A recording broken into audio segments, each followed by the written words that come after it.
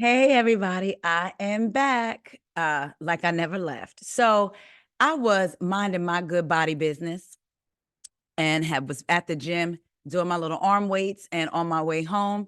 And my boo, one of my friends, one of my confidants, Mr. DJ Richie Sky, shout out to DJ Richie Sky, love you, boo. He sent me this article, and I was like, this child can't stay out the news, even though it technically doesn't uh, uh, concern her. Somebody connected to her. I'm talking about Miss Brittish Williams. Now, we talked about Brittish, I believe, yesterday. So basically, Brittish Williams, former reality star on basketball. I was going to say Love and Basketball Wives. Lord Jesus, on Basketball Wives, she was sentenced to 4 years in prison. She was supposed to turn herself in December. Then she got an extension granted so she could spend Christmas with her daughter. So she was supposed to turn herself in January 3rd. January 2nd, she filed, I believe, a motion with the court asking for her sentence to be reduced from 4 years to 2.6 years. Again, that was on the 2nd. She didn't show up on the 3rd. And then on the 4th, the day after she was supposed to be there, she decided to ask for an extension, and she was arrested on the 12th. Well, now somebody else may suffer the same fate as her. According to the St. Louis Post-Dispatch, a former professional basketball player whose reality star ex-girlfriend was sentenced to prison for various frauds has now also been indicted on charges of submitting false applications for pandemic relief loans. Lorenzo Gordon, 40, faces 3 charges of wire fraud and a single count of theft of government property after authorities said he lied on COVID-19 business relief applications about how long he had operated 2 businesses, how much money they had made, and whether he was the sole owner of a janitorial company. In all, he collected nearly $273,000, according to charging documents. Gordon is the ex-fiance of Brittish Williams, who first appeared on the VH1 reality TV show Basketball Wives in 2014 when she was dating Gordon. They got engaged in 2014, but later broke it off over cheating allegations. The two have a child together. Gordon was originally from St. Louis and played basketball in college for Illinois State. He then played professionally in France, Germany, Turkey, and Israel. An indictment filed Wednesday says that Gordon applied for a federal pandemic business relief loan on June 19, 2020. He claimed his business, Logo Fitness, had made gross revenues of nearly $96,500 prior to the pandemic, when in fact, Logo Fitness had been established in 2020. 3 days later, he submitted another application for a business called Elite 50 Basketball Training, which he said had made more than $234,600 in the past year. That business had been created in 2020. Also, charges say, Gordon also claimed that he had been the only owner of a business called Lorenzo Gordon Janitorial Services since 2017, when there was actually another owner of the company as well, court documents say. Gordon's name previously appeared in a different investigation from state regulators into a food distribution program for needy children. Gordon ran a commercial kitchen and provided food for a nonprofit that later ran afoul of state regulators and was forced to stop participating in federal food distribution programs. He was not accused of any wrongdoing. His indictment in federal court comes roughly 3 months after his ex-fiancée Williams pleaded guilty to 15 federal charges, including tax fraud, bank fraud, insurance fraud, and pandemic-related fraud. She admitted to sending out fake bills for health insurance payouts, lying to the IRS and on applications for federal loans, and opening bank accounts and lines of credit with other people's Social Security numbers. Williams was arrested last week after failing to report to federal prison in West Virginia. Lord, so Gordon later posted on Instagram rebutting. Oh, I'm sorry. So we know that Brittish went on Carlos King's podcast. Shaw, a mess, because she was saying stuff that was, to me, making her look even more guilty than she was already guilty of. But last month, she was interviewed by YouTuber Carlos King about her case and sentencing. In it, she said she felt like she had been treated unfairly because of her celebrity status, and spoke about a gambling addiction that was partially to blame for her financial woes. At one point, Carlos asked Williams if Gordon knew about her crimes. Yeah, she said in the interview, somewhat. It might have been some instances where he didn't know anything about it, but like most of the time, I would say yes. She didn't indict this man as an accessory. So he later posted on Instagram rebutting her accusation, saying he wasn't aware of any criminal activity. Gordon could not immediately be reached for comment Thursday. Every time I think of Brittish, I think of the word childish. She is a child, and it's like she doesn't take things seriously, and she just talk without even thinking about the ramifications of her words. I remember when she said that Lorenzo knew about her crimes. Girl, are you serious?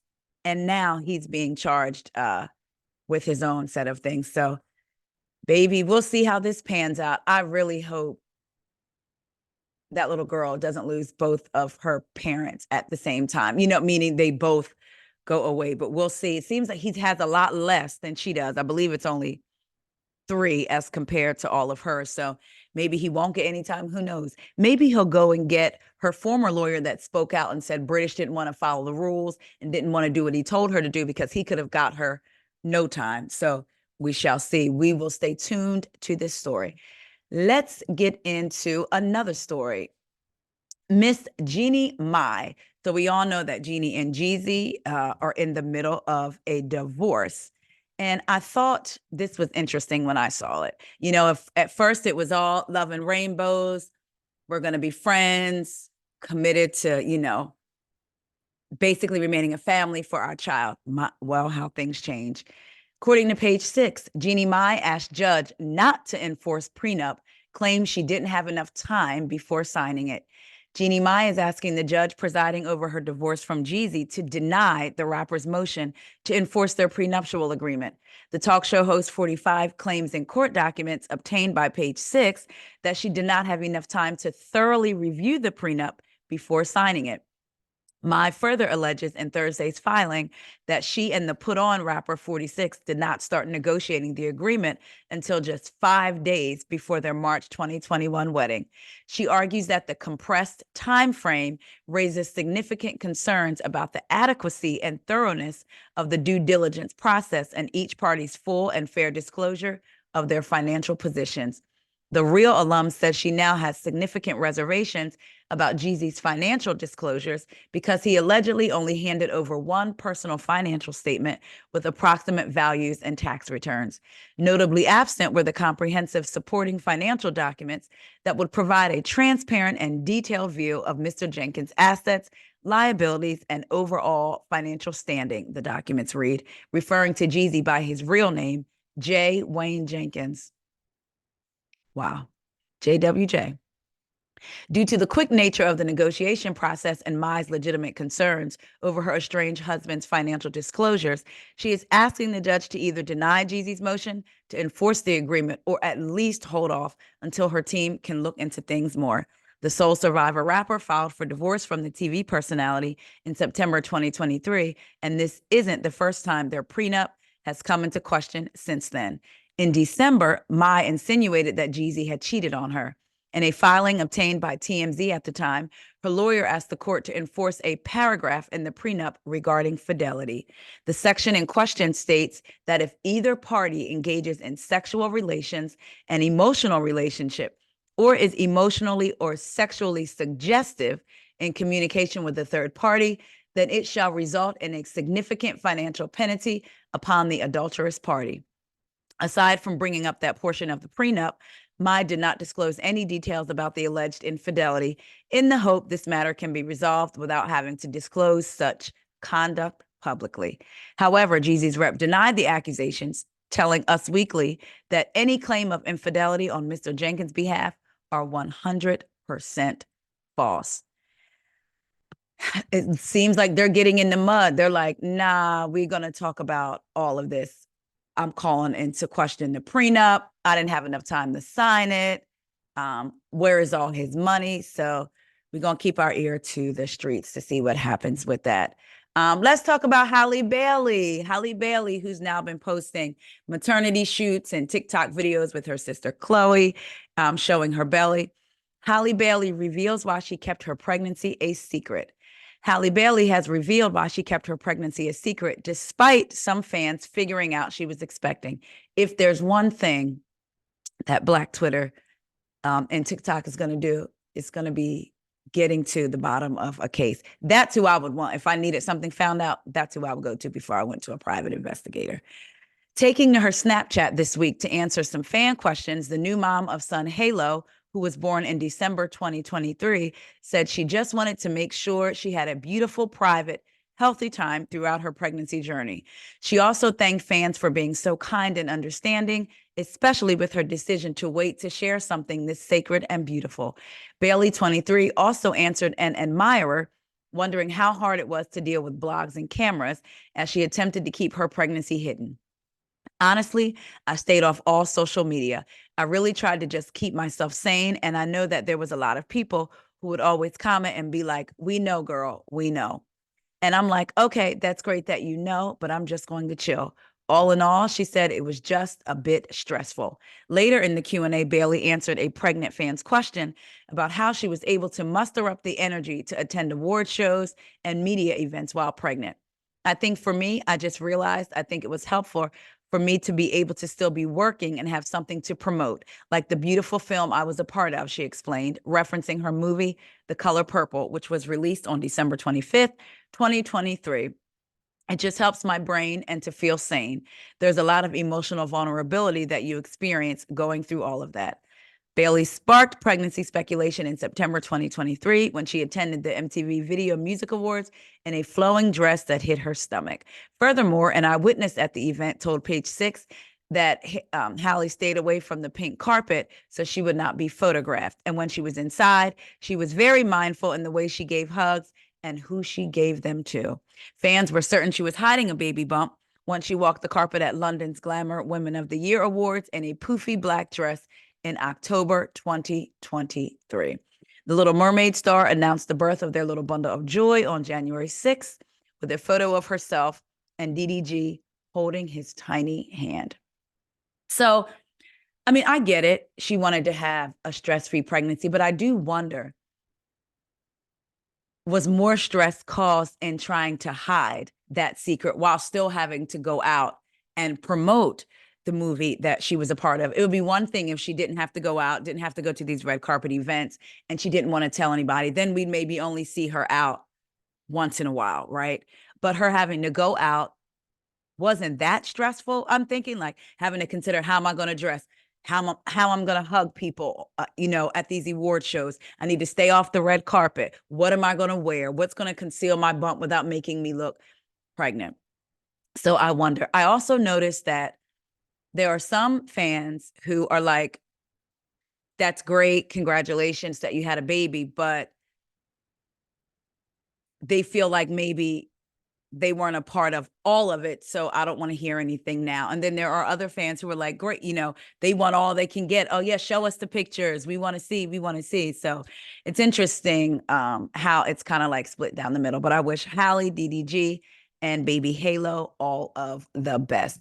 Y'all, I want to talk about one more thing. I want to talk about the Real Housewives of Beverly Hills. I'm going to do my recap, but I'm trying to decide if I'm going to do it on IG or wait and do it with my and release it on the podcast on Tuesday. But for those of you who've been watching The Real Housewives of Beverly Hills, we know that there is a woman on the show named Annemarie Wiley, aka 8.5, because she said her husband told her when they were dating, he married her because she's an 8.5 across the board. Looks, everything else she does except for her body. I think he said was a 9 or a 10, something like that. But anyway, she is a nurse esthetician, and we all know about esophagus gate if you're watching Beverly Hills. For those of you that aren't, basically one of the cast members, some of the cast members were calling into question another cast member's eating habit and basically trying to insinuate that she had an eating disorder. And she was saying, Sutton was saying, listen, you know that I have a small esophagus, which is a real thing. And her brother has one too. He gets his stretched. But she opted not to. So it makes it hard for her to swallow foods and everything like that. So she doesn't always eat, right, when they're going out and things of that nature. Annemarie, who was a nurse esthetician, has decided that Sutton is lying about this small esophagus, that it's not a thing. She said she did hours of research and couldn't find anything. And in this latest episode, Crystal said she Googled within 5 minutes and found out that it's a real thing. But this is supposed to be somebody in the medical field. Dr. Tiffany Moon spoke out and said that Annemarie was incorrect. And also, basically, as a person in the medical field, shouldn't be speaking on this when she's not even the person's doctor. Dr. Nicole from Miami spoke out and also basically said the same thing. Annemarie chose to go after Dr. Nicole and said Dr. Nicole was chasing clout. Dr. Nicole fired back and said, not even fired back, just answered, clout means you're chasing something that you don't have. I'm paraphrasing, but something bigger and greater. And she said, basically, Annemarie doesn't have her level of schooling, her level of training, so there's nothing to get clout off of with Annemarie, right? But anyway, somebody else has come out and spoken. I don't know if you guys have seen this. This was sent to me also by DJ Richie. The Bravo Snark side posted, the American Society of Anesthesiologists is calling out Annemarie. I said, they watching the Housewives too. So they posted something that said anesthesiologists and basically what their schooling has to be and all of that. And then they posted a nurse esthetist. I said esthetician, Lord, a nurse esthetist, which is what Annemarie is. And their caption, the American Society of Anesthesiologists, their caption, the Real Housewives know a fake. Anesthesiologists are medical doctors with more than 12 years of higher education and up to 16,000 hours of clinical training. Title misappropriation has no place in healthcare. Y'all, I'm telling you, when I saw that, I was like, again, the American Society of Anesthesiologists is calling out Annemarie. I wanted to pull up the picture because, again, they have a picture and they have what anesthesiologists do. It's kind of hard to read, but basically must complete medical school, 12 to 14 years of higher education, complete 12,000 to 16,000 hours of clinical training and all of that. And then under nurse, I know I'm saying that wrong. Anesthetist, I don't know. Do not complete medical school, have 5 to 7 years of higher education, completes 2,500 hours of clinical training, focused on anesthesia administration, do not participate in subspecialty fellowships. So, child, again, the American Society of Anesthesiologists has called out Annemarie. I believe she's going to be a one and done. I definitely do. I'm wondering, did they edit her out? Because there's no way. Well, I guess there is a way, but it seems like she's barely there. Remember when they went somewhere for the day she wasn't there. And I was wondering if they filmed her separately originally, but then just cut those episodes due to the accusations against her husband. I don't know, but I definitely think Annemarie is a one and done, aka 8.8. So y'all let me know what y'all think. Brittish then got her. I know it wasn't her fault, but I'm just being funny. Brittish then got her ex Lorenzo caught up. He is now facing his own charges. Jeannie Mai said, I was under duress. I didn't have enough time to read that good old prenup. Halle Bailey said she just wanted a stress-free and peaceful pregnancy so she could bring in her beautiful baby boy. And the American Society of Anesthesiologists said, use a fake, use a lie. It was all a lie. Annemarie, aka 8.5, it was all a lie. Let me know what y'all think. Talk to y'all later. Bye.